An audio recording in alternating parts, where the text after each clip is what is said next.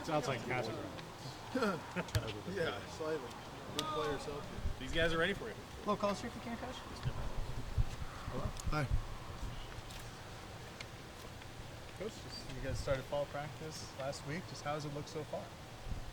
We're only a few days in to fall camp, and it's been awesome. It's been a lot of fun being around the guys. The guys that have laid the foundation, so to speak, have done a really nice job, and so it does feel like we're further ahead than we have been so far in the years at Oregon. And just from a starting point, it's a good starting point. It's a good place. You can tell that we're just a little further along in a lot of aspects. What specifically are you guys further along with compared to years past for you? Well, you've got guys that know what it's like to be in postseason play. They know what it's like they know the value of practice. They understand the value of doing things right in terms of details. They understand that those things are going to add up to wins. There's a certain level of hungriness now where they've tasted success, and now they want more and they want more and they want more, which is good. So we're just trying to keep it simple instead of worrying about the big picture. We're just trying to absolutely nail what we can, and that's just taking care of one day at a time. Where do you feel like were areas of improvement over the offseason that you tried to tackle? Physicality, pitching depth, and togetherness and camaraderie on the team, just to continue to build that in the program. Any specific pitching depth, righty, lefty, does it matter? Doesn't matter, just good over not so good. Physicality, is that just time in the weight room with Daryl, or what does that look like? Yeah, Daryl's really invested a lot of time in the weight room with these guys. Since COVID now, this is the first time our guys were able to come back early and report early with the full meal plan, the full experience, the full weight structure, and so we've seen big returns. The goal was before COVID to have that sort of a program intact where when classes start and actual classes and practice start, then you're way ahead of the curve and you've already had a month to 2 months of lifting and conditioning and training before you even really start classes. And in the past, due to COVID, we weren't able to do that, and now we are, which is definitely an assist. And then thank goodness our administration from a financial standpoint is funding that and has funded that better than any school that I'm aware of, and so our athletes are reaping the benefit. Are there any guys who just really impressed you in the weight room in that regard? Yeah. Owen Diodati, a transfer from Alabama, is really strong. He's been impressive to watch when it comes to strength in the weight room, but I think overall when you look at the freshman class that we have, they're not small at all. They're really big human beings, and they're athletic and they're physical, and I think when you're watching batting practice, and we'll see if they can hit in games and all that kind of stuff, but in batting practice, it's been a lot of fun to watch what these kids are doing. Especially as far as starting pitching goes, how does fall fit in terms of evaluation, progress? What are you going to look for these next couple months? Well, we're going to roll 15 scrimmages out there that are open to the public. A lot of the scrimmages that we're going to have, specifically with 2 home football games, we'll have scrimmages that occur before the home football games. And so against Stanford, we play a football game at 8 p.m. when we get a chance to watch Coach Lanning's crew play against Stanford, and before that we'll have a scrimmage that starts basically at 2:30, and it's open to the public. So the tailgaters and everybody come on in. You can bring a beverage of your choice and hang out, watch a nice afternoon of baseball as you guys are tailgating.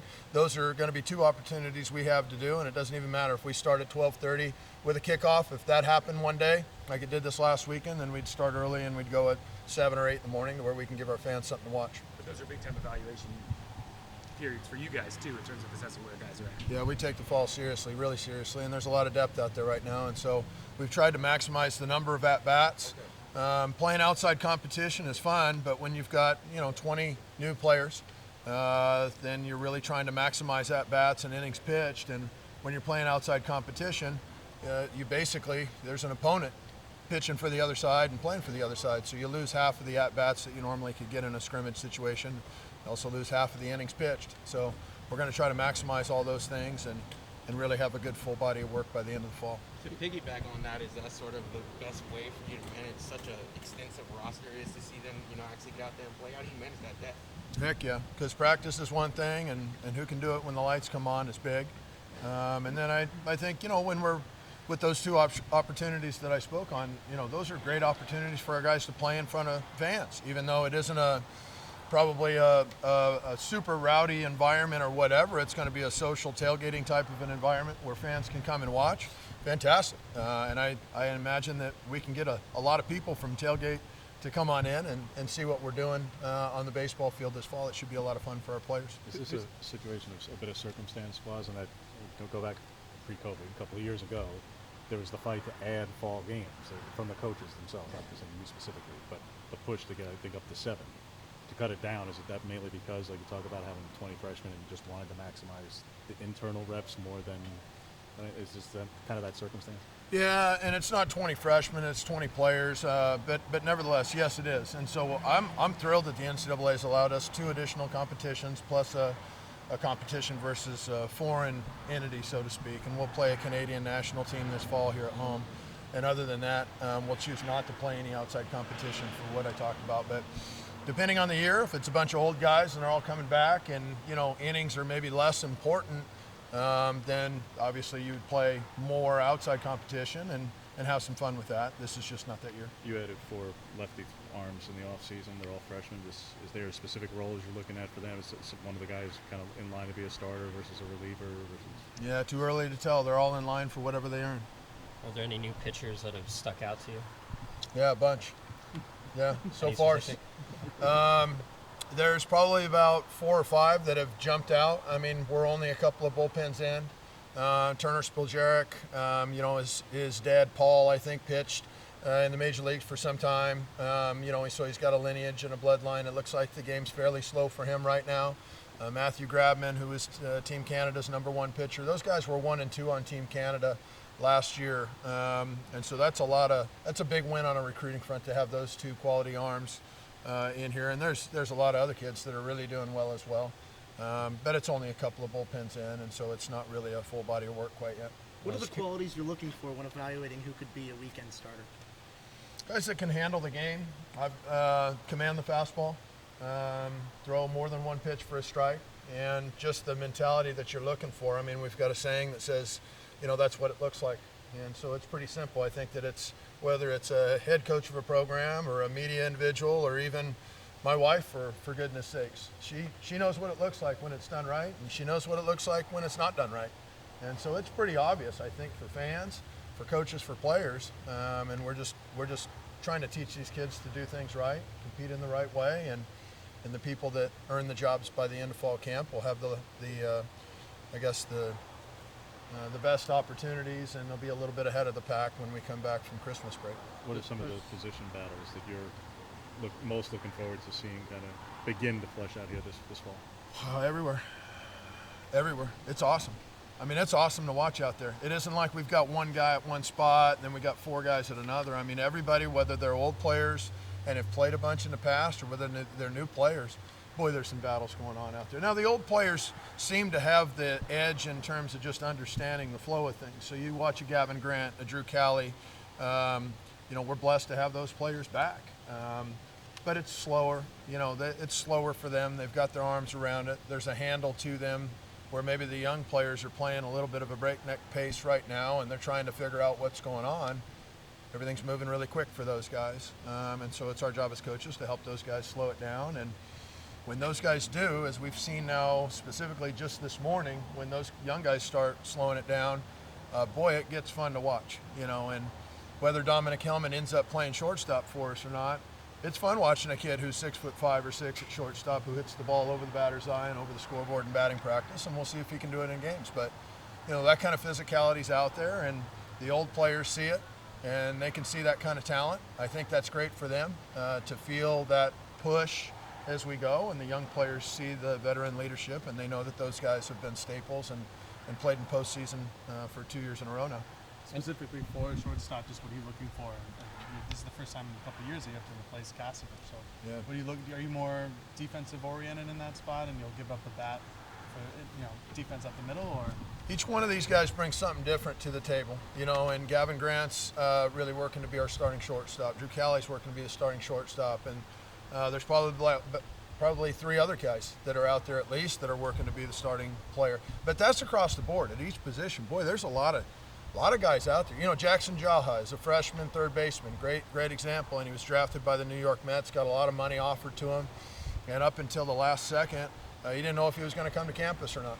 And he's in a heck of a battle with the highest drafted player from the junior college ranks that showed up to any college campus, Sabine Ceballos from Puerto Rico.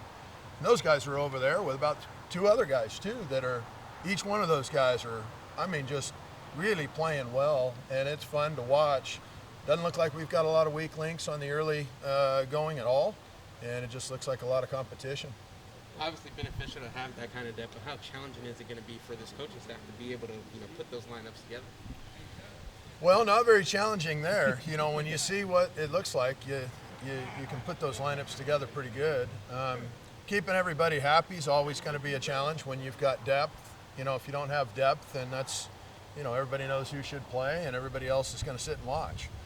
When you do have depth, that means you got a lot of good players. And so, yeah, we're going to need to do a good job at understanding how to build team culture to where it doesn't turn individual and selfish or stuff like that that takes the team apart. But I think we're good at doing that. We've shown that we're good at doing that. And we're going to keep pushing team first over anything. I know the hand injury kind of interrupted the season last year, but were you surprised that Drew didn't get a look in the draft?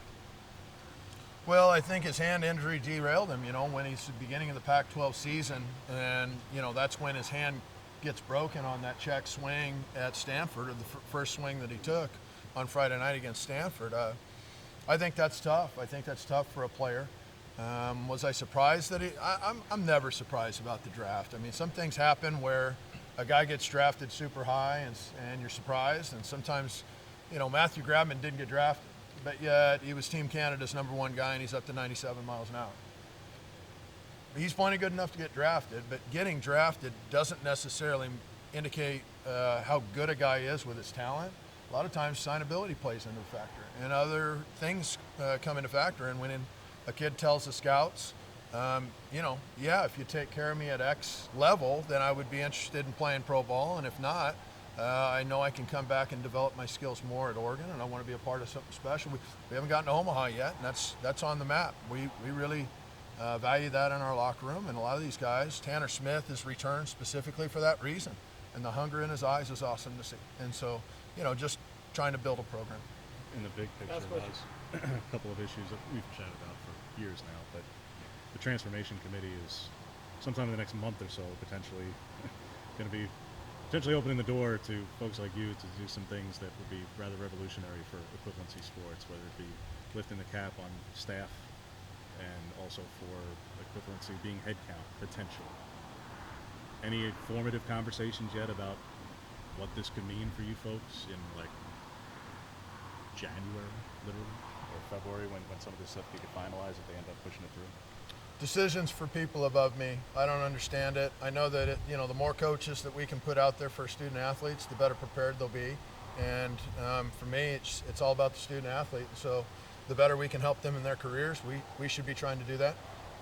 If we're turn it into, we have an unlimited supply of scholarships and stuff like that, that's an indication that our game's healthy and there's an interest in our game, and a lot of people like college baseball. You see the growth in our game, it's ridiculous.